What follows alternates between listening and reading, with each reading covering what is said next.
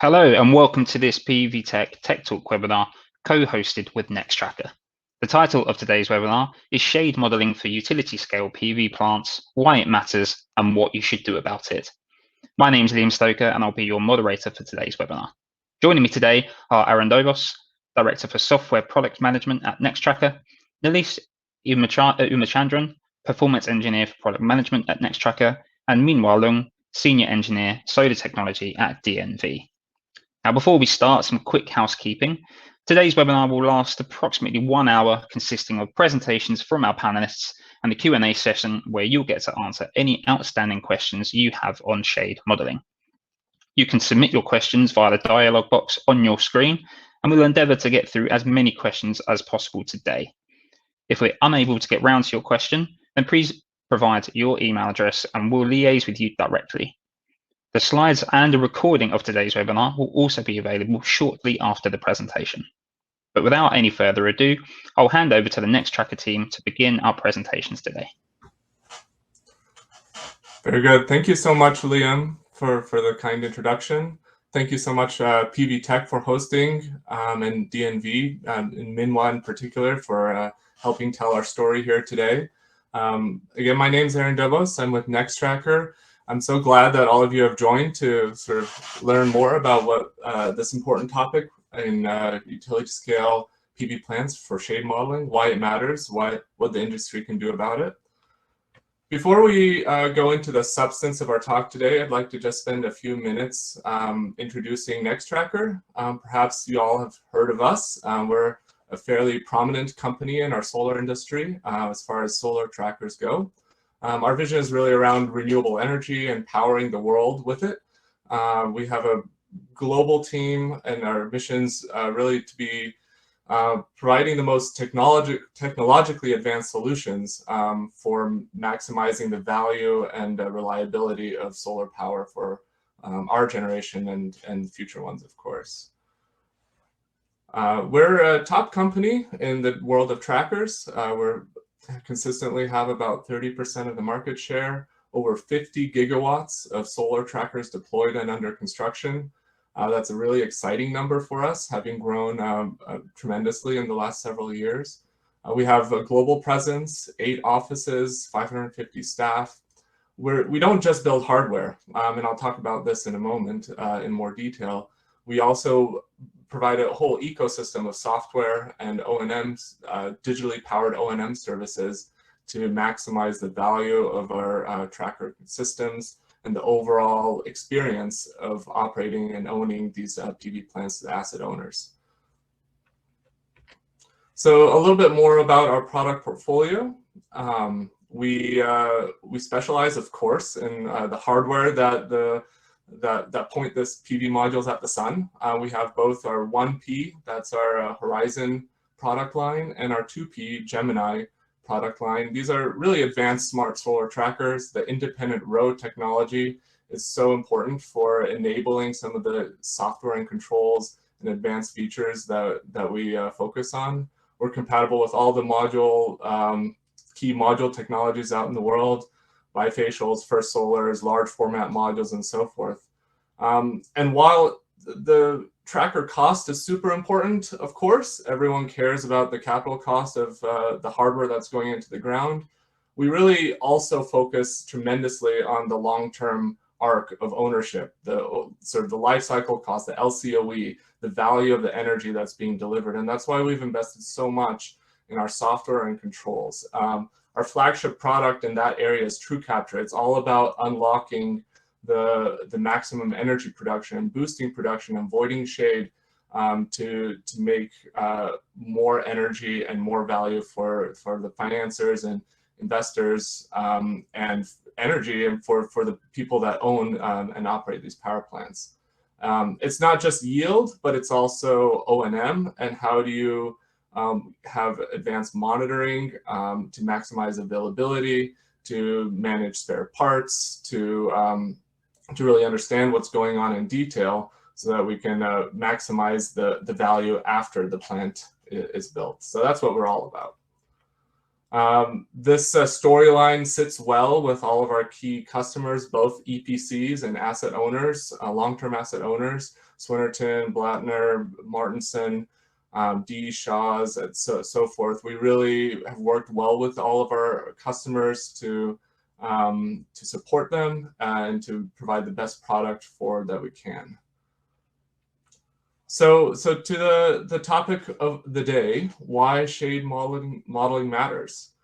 So here's the storyline. It's a pretty straightforward one. I think we can all agree that utility scale plants pretty much always experience shading. It's all I have yet to see in my many years in the solar industry, a utility scale plant that doesn't experience some shade, whether it's at the perimeter from trees or other obstructions, but almost always, we always see intra-array shading as well, row to row, and so forth.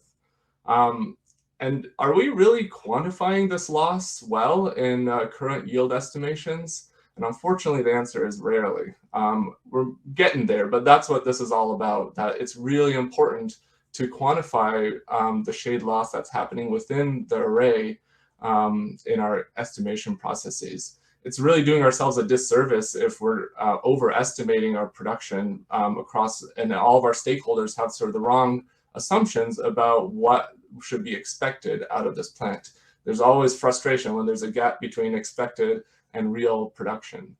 And this is significant, in my view, at least. I mean, several % annual yield in many cases is really a big number.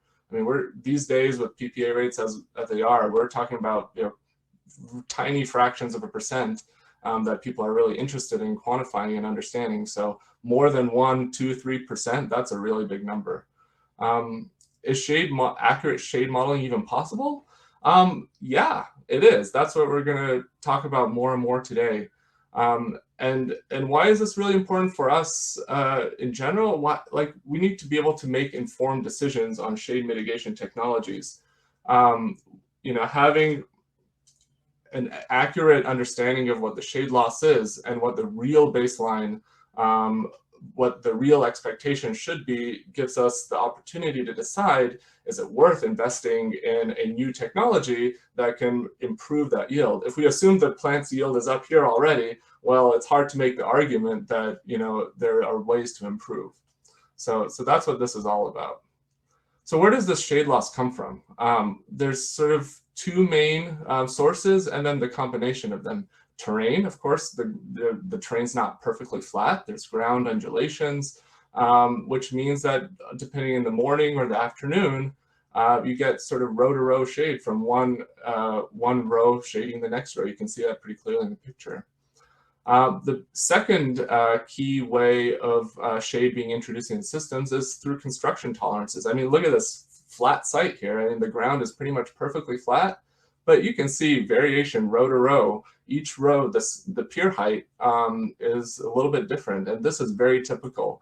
I was at a plant just 6 weeks ago under construction. That's picture 3 here is a picture I took. This is looking from the west, looking towards the east, and you can see the piers on this sloped ground. But even on that sloped ground, we're seeing variation in the pier heights row to row. I've sketched that in those red lines there. And all of this means that there's going to be row to row shading.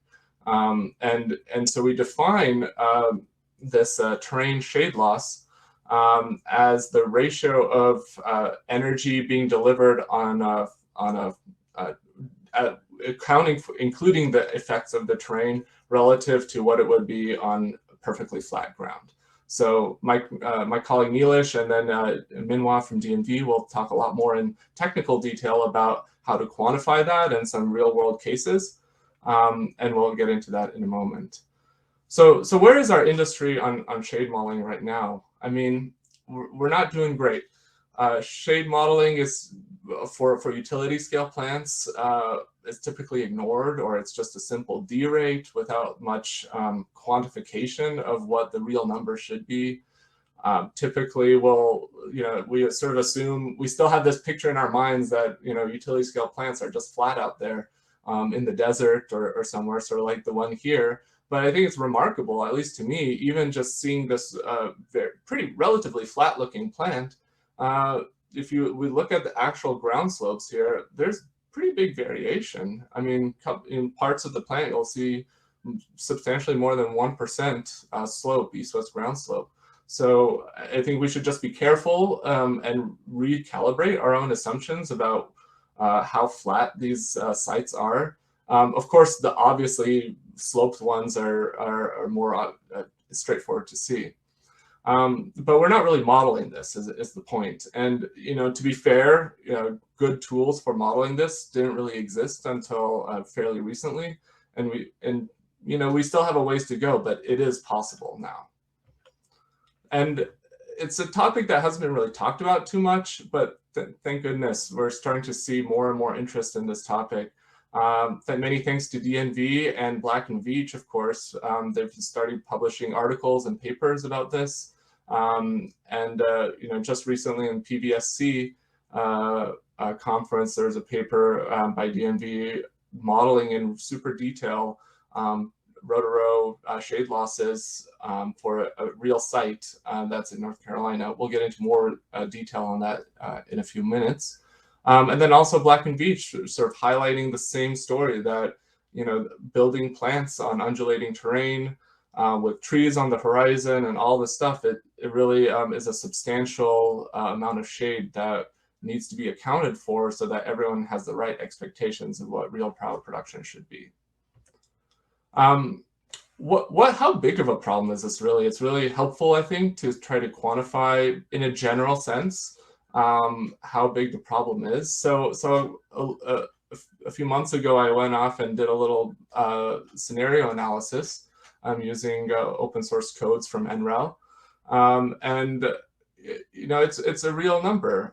Looking just in a single location in the US Southeast, so a place with high diffuse content, using half-cut modules, so fairly shade-tolerant modules.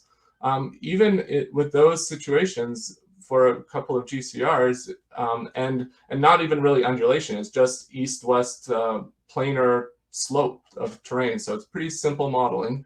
A 3% slope with a 40% GCR is 1.5% of annual loss. That's a real number. And when you start looking at what the revenue impact of that is, it's real money, and money that I don't think should be sort of left on the table, or money that you think you'd be getting, but you're not because you're overestimating the plant production. It's millions in the net present value sense of revenue over the life of the plant over 30 years. You look at the sort of regional average PPA rates from 2020 with a similar type of loss modeling. It's millions of dollars. So that's why we think this is an important problem to tackle. And so when you go to these conferences and so forth, there's this arc, there's a storyline of that people talk a little bit quietly about of underperforming solar assets. And what is that really about? Why are solar assets underperforming? People don't really know exactly why. It's sort of a thread that has a lot of factors to it. And I think this element for at least the large plants is a real part of the story of why we have underperforming solar assets. Maybe it's not so much that they're underperforming due to terrain shade loss, but we have the wrong expectations of what they should be doing. Now that we have the tools, we should be taking a more systematic and disciplined approach. And even simple modeling, like I just showed you in the previous slides, is really better than nothing, I think, to quantify, whether it's a 1% annual derate or a 3% annual derate just based on the shape of the ground. For being able to make good decisions about mitigating this, we really need to know what the baseline is again. TrueCapture's our Nextracker technology for boosting yield and mitigating shade. That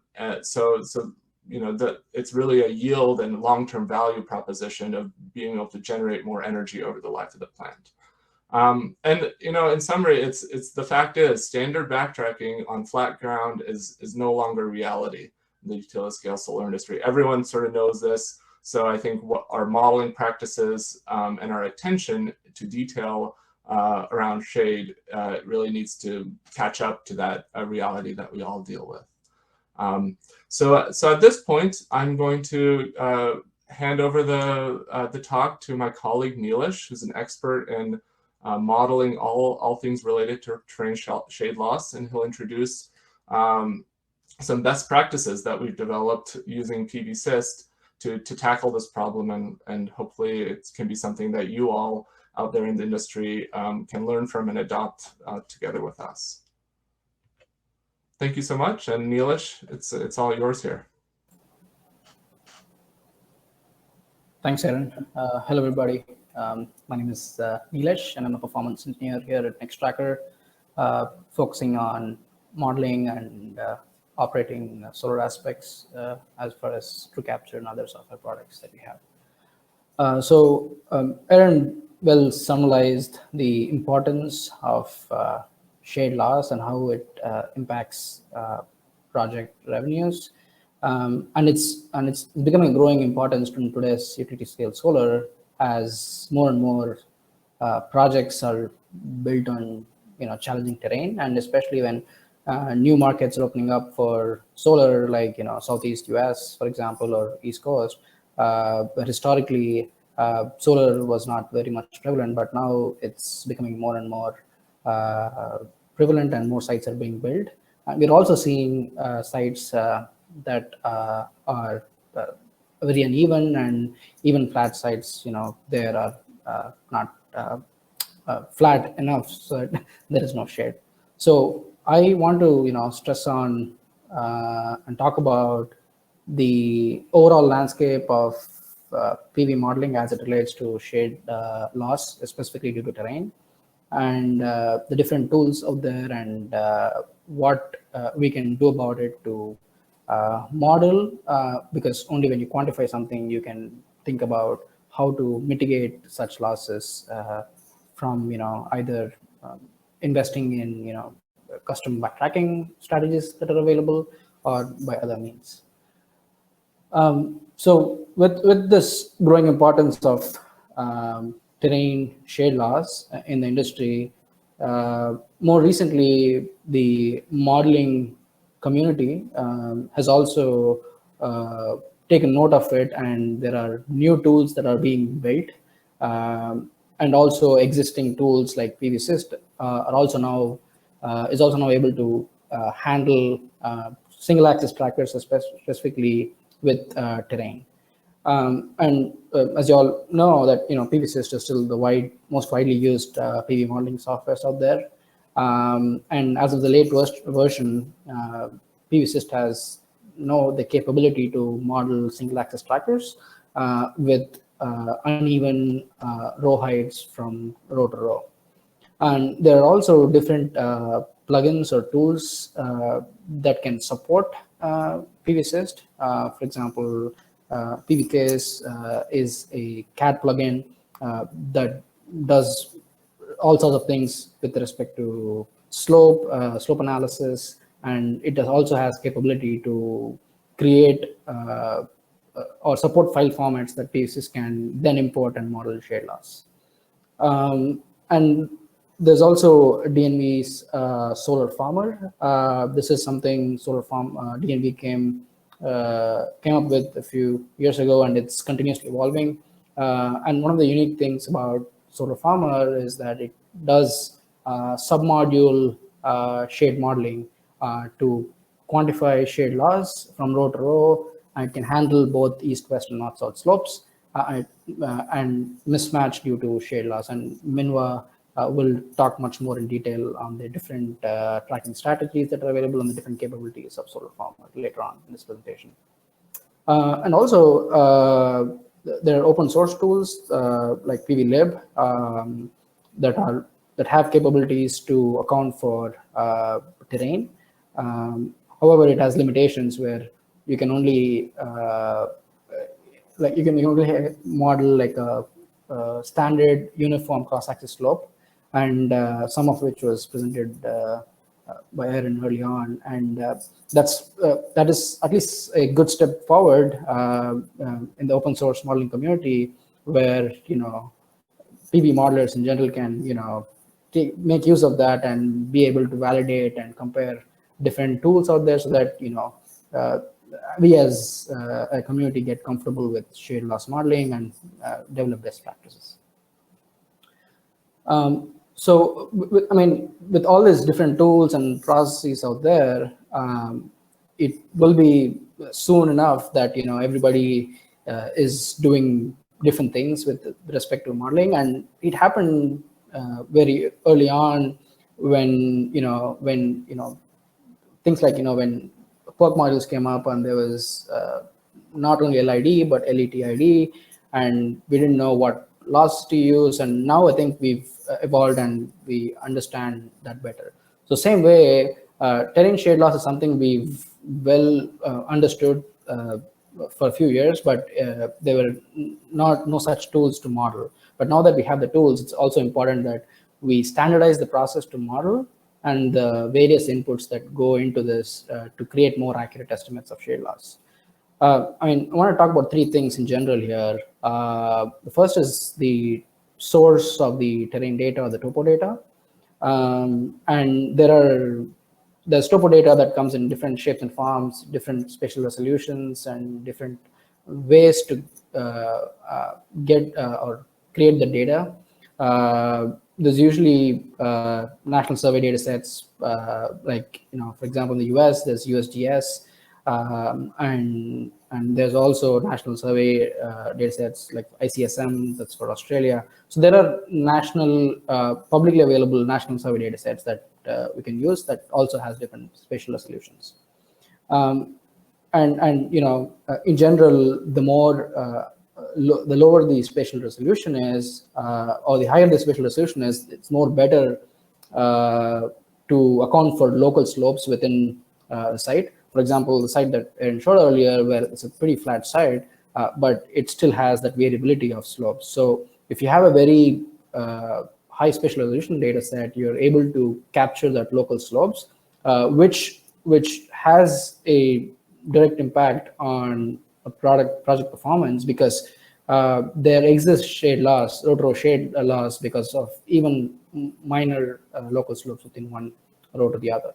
And there's also different third-party providers more recently are providing aerial mapping of the site to extract topo information. And this is even more accurate because it's more site-specific, where you can go to the site and assess the topo after the site's built, or after the trackers and modules are installed. So this gives a more accurate way of assessing pier heights, actual pier heights, which can then be converted to contour maps, and then be able to model that using existing modeling softwares. And the second sort of important topic is, or important part here, is that the tools where you can take that topo data and be able to integrate that with the existing layouts. And in general, like the designers use CAD, and that's is the norm right now. What is usually missed as part of that process is it's slowly trying to catch up, but historically we've never looked at terrain and optimizing layouts from the point of view of terrain. So there are tools and also plugins like I described earlier, like PVCase and PVCAD, where you can integrate layout with topo data such that you can actually get precise row heights based on the terrain underneath it. And thirdly, modeling tools in general. So as this is becoming important, we will naturally see more tools out there having this modeling capability to model terrain.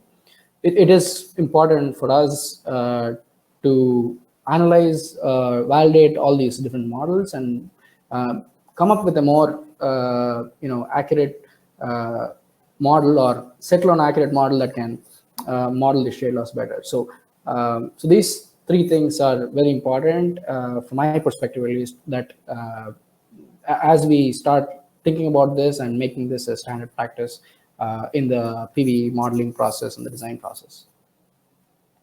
I mean, we at Nextracker, we've spent a fair amount of time looking at these different tools and see what makes more sense, given that, you don't want to have one other additional tool in the whole design and the modeling process. Rather, you want to seamlessly integrate this whole thing into the current existing tools out there.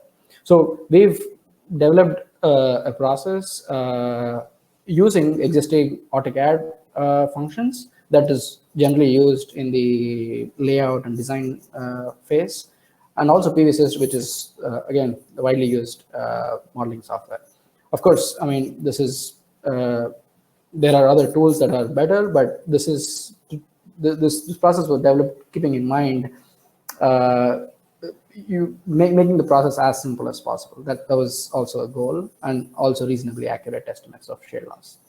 The first step is, you have the survey data and you translate that survey data into a contour map, and you can have fixed survey points at different locations, or it can come from an aerial mapping of the site. It can come from different forms, like I described earlier. But the key is to develop a contour map and then overlay the site layout onto the contour map so that you can fix the rows to the terrain underneath it, so that you can get the actual slopes for each row, the local slopes for each row. And thirdly is the third step here is to use PVSys, and the latest version of PVSys, like I said earlier, can handle terrain for single axis trackers.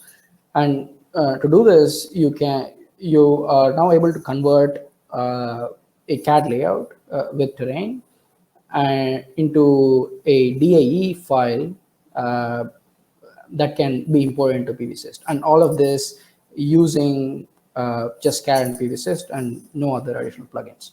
Of course, there are other plugins which can make this process maybe one step easier, but this is also fairly straightforward, where you're able to import that into PVSys, and this can be done for sites as big as 304 megawatts in PVSys right now. So we have that capability to assess shade loss with the tools that we have, that we use day to day. And one of the important limitations, I would say, with PVSys right now, which I believe they're improving, is it cannot handle north-south slopes for each individual tracker, meaning you cannot have unique north-south slopes. However, you can have north-south slopes as an average for the entire site, which I think reasonably will get you to assess what the impact of north-south slope is. So taking this process, we use this for a single axis tracker site in Asheboro, North Carolina. This is a small 1.4 megawatt site used for this as a case study. This site has a 72 cell Longi bifacial module mounted to an portrait. The site is predominantly southwest facing slopes with an average of 4.3% average east-west slope, and predominantly south facing, with a GCR of 51%. And we use this existing site to model in PVSys, and we selected this site because this is one of the sites that was used recently and was published by DNV, so that we have a apples to apples comparison to be able to compare with different models, shade models. So we took this layout and the site topo information from USGS, and we created a layout and used the same process to import it into PVSys, and we were able to create a shade scene looking something like this, where the site is predominantly west facing, where we're seeing shading in the morning, as you can see here in the right chart here. And we were able to, model the effect of terrain in the current framework of PV system. And with this, we were able to estimate a 2.9% shade loss, and this accounts for both north-south slope as well.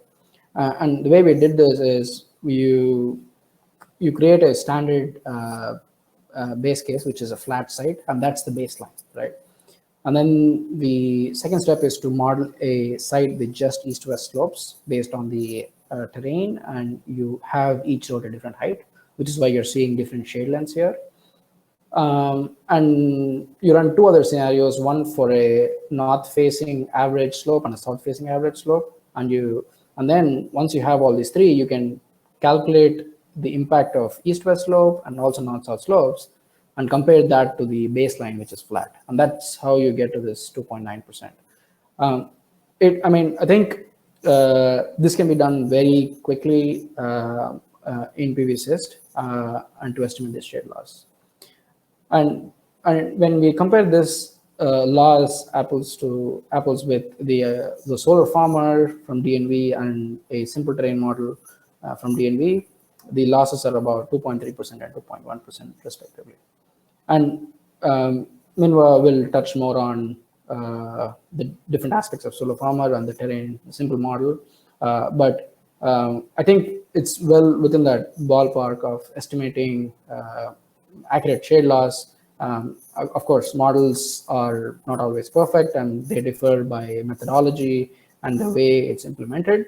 But I still think that it's pretty good that we are seeing results consistently in that ballpark. And as we evolve our tool sets, I think we will see a more tighter distribution of estimating shade losses. So just summarize what we just discussed. As more and more sites are being built in challenging terrain, the shade loss is not a trivial problem anymore. Like even a 1% slope in Southeast US can have shade loss anywhere between 0.5% to 2% depending on your GCR. And this directly translates to project underperformance or project performance, and it's directly impacting the project cash flows. So it is important that we account for this loss upfront in the performance modeling so that the expectations are set right. Fortunately, the tracker companies and Nextracker, we took note of this very early on, and we have introduced products like TrueCapture that specifically addresses this problem of row-to-row shade loss, and it helps mitigate the shade losses and in a very precise way. And from a modeling perspective, up until recently, there was no tools that can model it, but now I think we have the right set of tools, and I think this gives us a place in time where we can make use of this and start evolving our modeling processes to account for these losses, so that we create very accurate and bankable production estimates. And lastly, I want to take this opportunity to stress again that this is evolving. This is an evolving topic, and we will see more improvements and new tools out there. But it is also important for us to standardize the process of modeling it, like any other share or any other losses in the whole modeling chain. And this becomes a standard in our production estimates going forward. So thank you. Thank you all for joining us here. And I will hand over to Minwa to talk about SolarFarmer and their perspective of this topic from as an independent engineer. Thank you. Thanks, Nilesh. That is a really great segue to to bring together the topic of shade loss and tracker terrain modeling. To introduce myself, my name is Minhua Liang, and I am a senior engineer in the solar technology group at DNV. And today, to continue this discussion, I'm going to talk a little bit about this topic of what uneven terrain is, what shade loss and tracker terrain modeling is, and what this all means for the industry from an independent engineering perspective. So for those of you who are not as familiar, DNV is a global certification, testing, and independent engineering company. We've been building expertise in solar for over 25 years, and our work supports due diligence at every stage of solar projects to get projects financed and to ensure that they operate safely and reliably over the long term.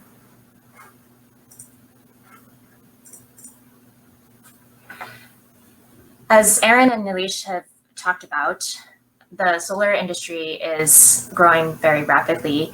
And as solar becomes installed everywhere, it's only natural that systems will become more and more installed on different kinds of terrain. And that's what leads to this topic of uneven terrain. Pretty much a lot of perfectly flat sites have probably already been developed. So from an IE perspective, the projects that we're seeing coming online now have trended more towards hilly terrain. There's different kinds of terrain that can be seen. Some sites have this sort of undulating or wavy terrain in all sorts of directions. And then some other sites are more monoslope in the sense that there's more of a uniform slope, such as if you are installed on a side of one massive hill. And within those, there's what is the energy impact of these different kinds of terrain. We can divide this, we can break it down a little bit and talk about it in terms of the east-west and the north-south slopes. In terms of the north-south slopes, there's an energy boost when the tracker axis is tilted towards the equator. And so in North America, this is when you're facing south, you're pointed more towards the sun. And so naturally, you'll have an energy boost. And then with east-west terrain, you'll have row-to-row shade loss, which is the dominant energy loss factor in this case, and that Nilesh and Aaron have introduced. This is a problem that DNV has been aware of, and we've started studying several years ago. And so to address this problem, we have developed several different methods of looking at this problem. And so the first way we've been doing this is we've developed a shade loss terrain correlation model, which uses correlation equations to estimate that shade loss.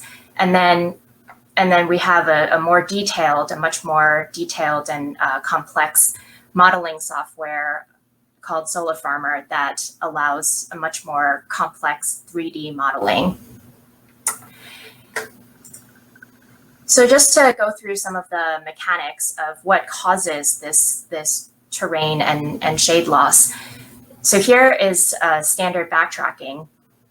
And standard backtracking, basically the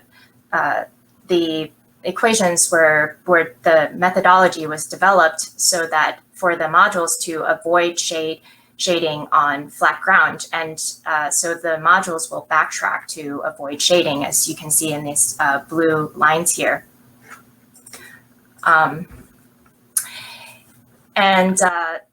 the standard backtracking prevents row-to-row shading only for trackers on horizontal ground. So in this case, where there's the modules are facing upslope in the morning, there's the same backtrack modules on slope will create shade. And so the array in this case actually needs to go to a flatter angle in order to avoid that row-to-row shading. In the afternoon, the modules actually on flat ground will start backtracking because it thinks that there's shade, because on flat ground there would be shade. But actually, if you put those direct to sun modules on sloped ground, it doesn't incur shade. And so in this case, the array backtracks prematurely. And then as Aaron mentioned, so this is the way that we quantify the tracker terrain loss. It's the yield of the terrain loss compared to the yield on horizontal ground.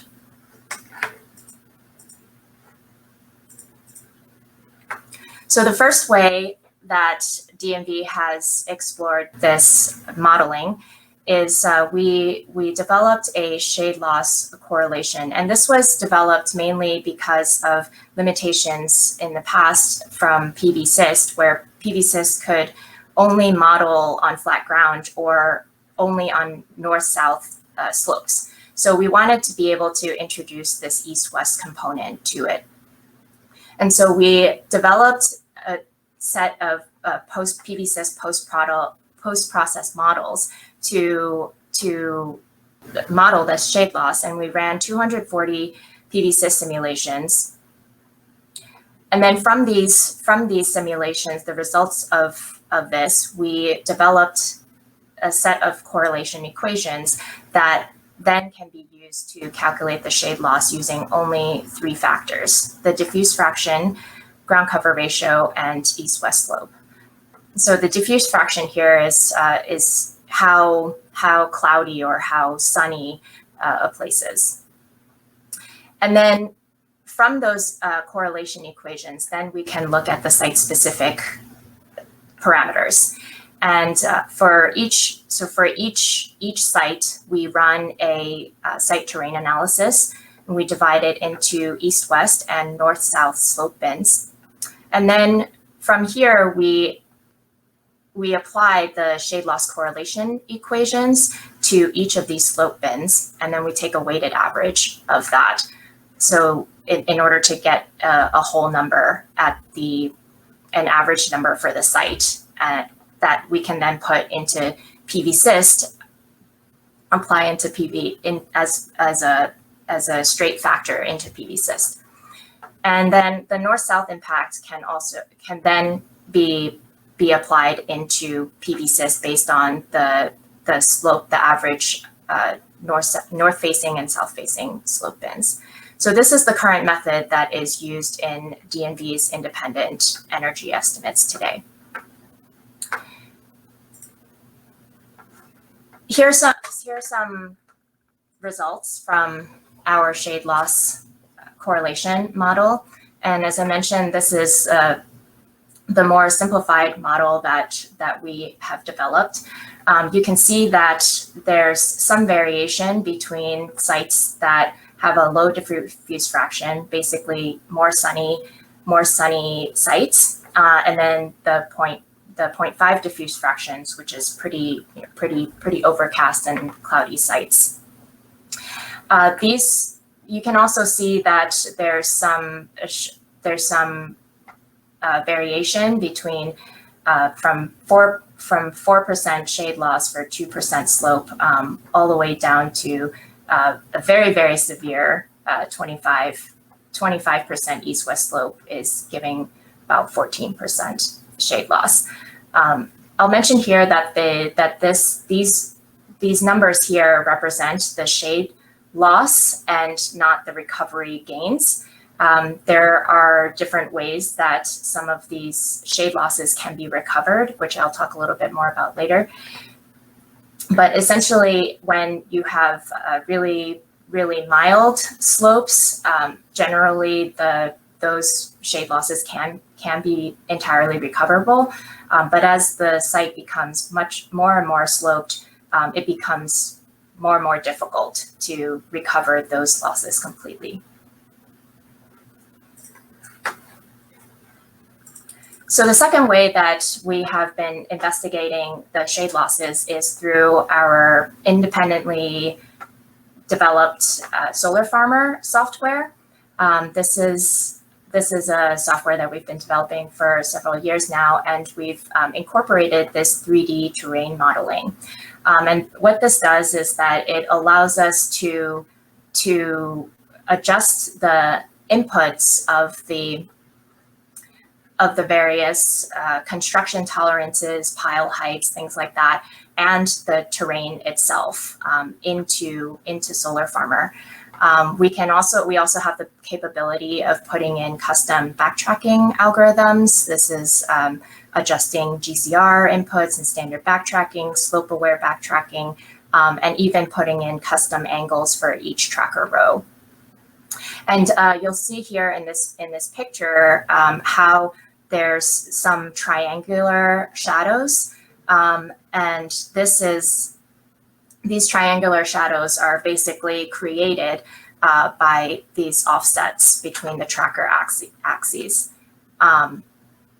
And so the row-to-row shading might not be necessarily uniform all across the row. So this is some ways that some SolarFarmer can adjust how it gets modeled. You can model the pile heights to form the tracker axes to be more in plane, and that basically allows much better shade loss recovery.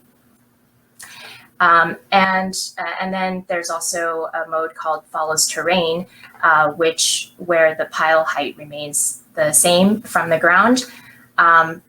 And you might see these offset tracker axes that create those shadows in the previous slide. So then to basically look into to simulate a actual project I wanted to share. This is the same site in North Carolina that has a pretty middle of the ground diffuse fraction and pretty typical ground cover ratio. And you'll see here that the results from this site is about 2% with shade loss with the standard backtracking due to the uneven terrain. And this is for, you can kind of see that because this site is predominantly southwest, 4% southwest slope, there is an east-west impact and a north-south impact as well. And so the east-west impact is pretty large. And then the north-south impact, because it's facing south, it's tilted more towards the sun. So that gives you an energy gain there. And so the terrain loss here between the terrain loss model and the SolarFarmer model is pretty similar. The terrain loss, the SolarFarmer is a much more detailed analysis. There's more setup options, but it's a much longer computation time. And then the DNV model is a much shorter computation time because it's literally plugging 3 numbers into a set of equations. So some of the ways that the shade loss can be mitigated, you can use shade tolerant modules. These are modules such as half cut cells, half modules that have better substringing, and there's other types of more shade tolerant modules as well. You can also have custom backtracking software, and this basically brings the modules to the right backtracking angle on the slope that would actually avoid the shade. And I'll also mention that both our shade loss correlation equations and the SolarFarmer can perform this kind of recovery of the shade losses. And then as Aaron and Nilesh also mentioned, pile heights and spot grading can also affect what the shade loss is, and if you can somehow take out the extremes of the shade of the terrain, then this just leads to much lower. This leads to lower shade loss.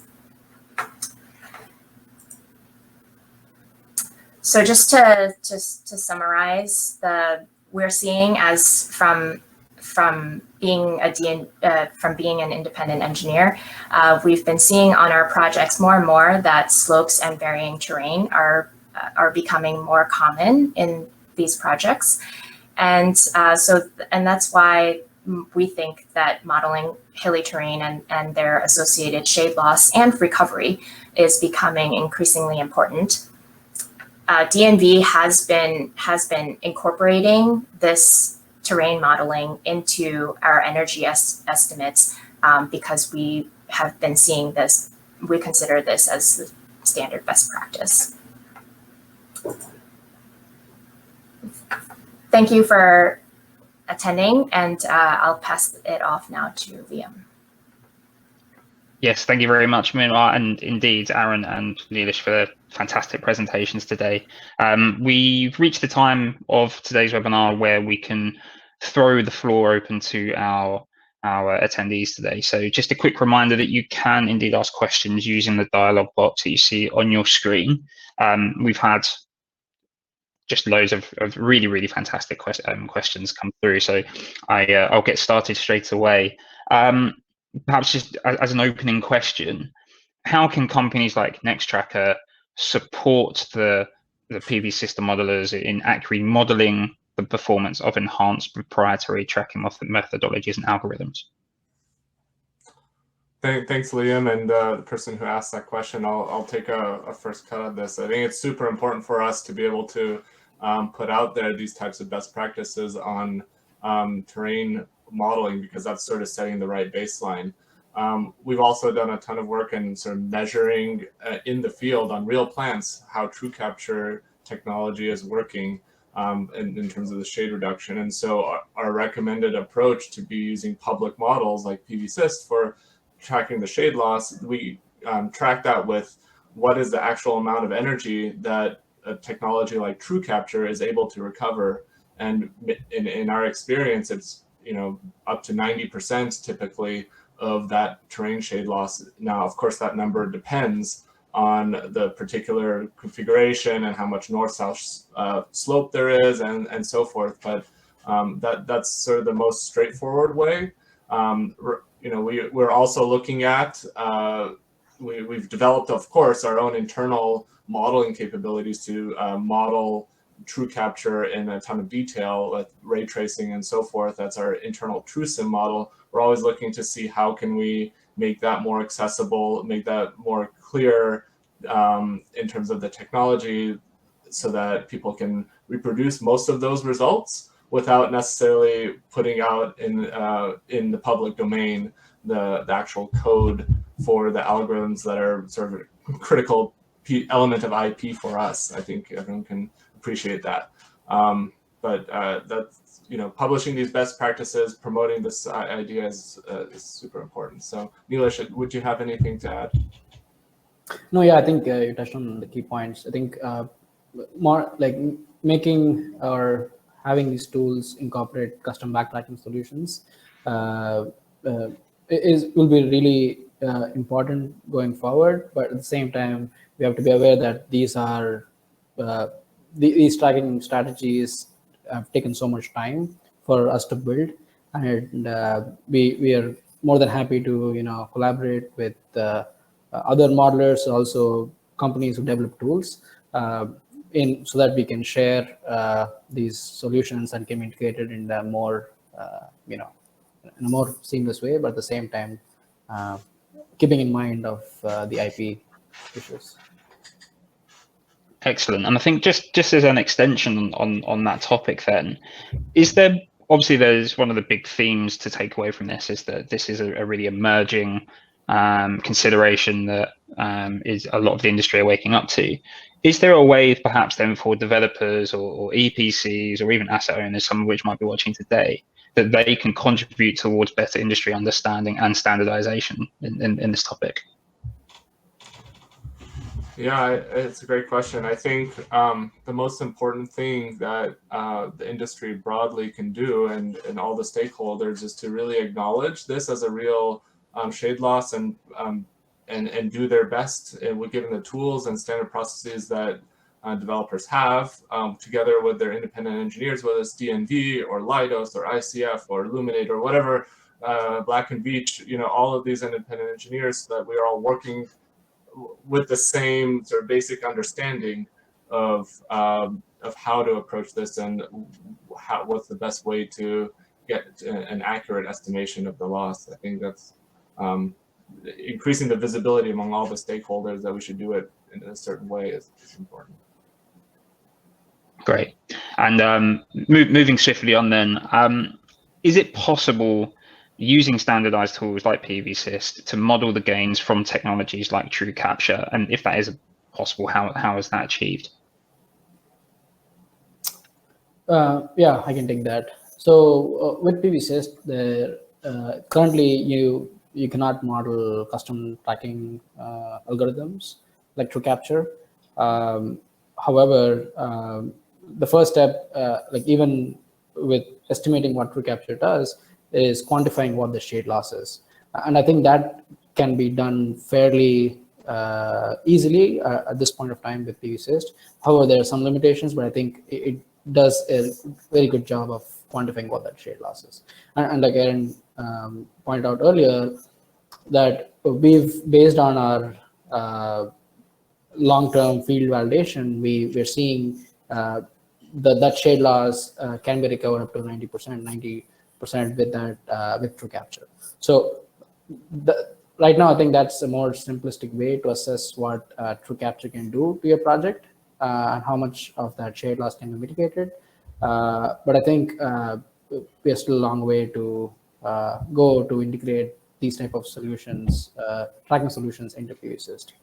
I also want to touch on is that SolarFarmer, maybe Minwa can jump in, but SolarFarmer has the capability to input custom tracker angles so that you can see or visualize what true capture can do. Yeah, and I'll just add that right now in the PVSys, we apply the east-west that recovery. We from custom backtracking, because there's no good way to do that in PVSys, we apply it just as a straight factor, a straight percentage into the module quality factor to adjust the energy estimate through that. I think I would also just make the quick comment, if I may, Liam, that we've been really focused on shade loss today, terrain shade loss, but true capture as a product is the shade part, the row-to-row shade mitigation part is one element of true capture. We also have a diffuse optimization to optimize tracker angles under diffuse conditions, and that's a separate part of the true capture product in terms of optimizing and boosting yield. And we have sort of a separate process to explain how the diffuse part can also be modeled in PVSys. But the terrain shade loss is really around the row-to-row part that we've talked about today. Excellent. And I think then just to throw it back to Meanwhile, then, and this is a question specific for DNV really. Why do you use correlations from PVSys calculations and not run specific PVSys calculations? It's because the PVSys can't model that, or historically it couldn't model that east-west slope for terrain, and so that's why we use the correlation equations as basically a simplified model in order to incorporate that into individual PVSys runs. Okay, thank you. And then just another question that's just come in, and this perhaps for all of the panel really. Obviously, we've seen a lot of model results and things which software has been telling us. Is there anything you can share around how these model results compared to measured data from real world examples?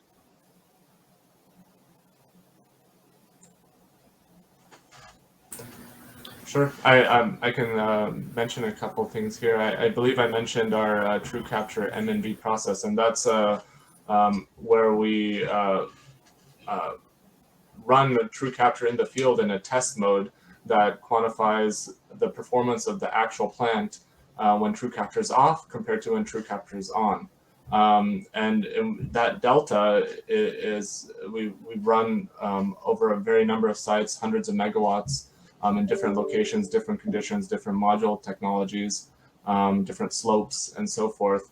And we've seen that in our experience that gain correlates pretty heavily, very strongly with the terrain shade loss that we see in our modeling. So we've developed a lot of confidence that our modeling for terrain shade loss lines up with reality. But I'd love to hear from Minhwa in particular, from DNV's perspective on their experience. Yeah, yeah, we have seen a couple of different efforts to try and collect field data for this kind of thing. This, of course, is a pretty recent development in the industry, so there isn't a whole lot of field data. And when we're talking about field data, ideally we would want at least a couple of years of experience in order to capture the seasonality and different locations and climates. So it's not a trivial matter, and because this is so new, I think it's going to take a little bit of time for the model data to actually come in, but we are aware that there is a significant effort to try and validate that. Excellent. And I think we've got time for just one more quick question then. Is there anything that solar asset developers can do in the design, construction, or operation stage to really kind of mitigate shade losses to a certain or larger extent?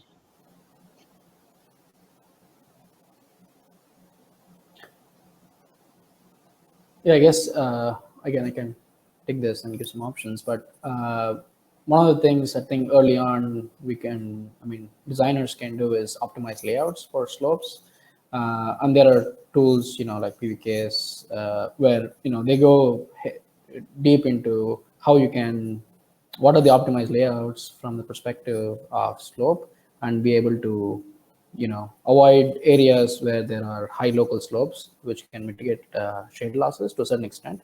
But it was touched early on in the presentation that even flat sites are going to see shade losses. So no matter how much you optimize, there are going to be local slopes, and the world is not flat. So you will see shade losses, and can be mitigated to a certain extent, but I think custom backtracking solutions are the way forward to avoid the shade losses completely. Yeah, and I'll just add. Yeah, and I'll just add that as I mentioned, if there's some way to basically mitigate the extremes of the slopes, and to kind of take away the extremes of that undulation of the slope, is definitely helps in that, both the modeling and the shade loss recovery.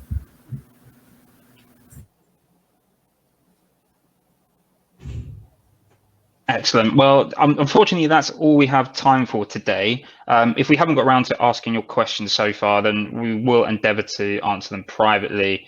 And of course, the presentation and recording will be available shortly. Some of the team will be on hand to answer a few questions for the next few minutes after we've kind of gone off air. So if you do have any burning questions, do feel free to continue to submit them using the dialog box, which is on your screen. There's nothing left for me to do but to give a huge thank you to Nextracker and Aaron and Neelish and indeed meanwhile from DNV for speaking to us today, and indeed everyone who has attended for their attention. Thanks again, and we hope to see you next time.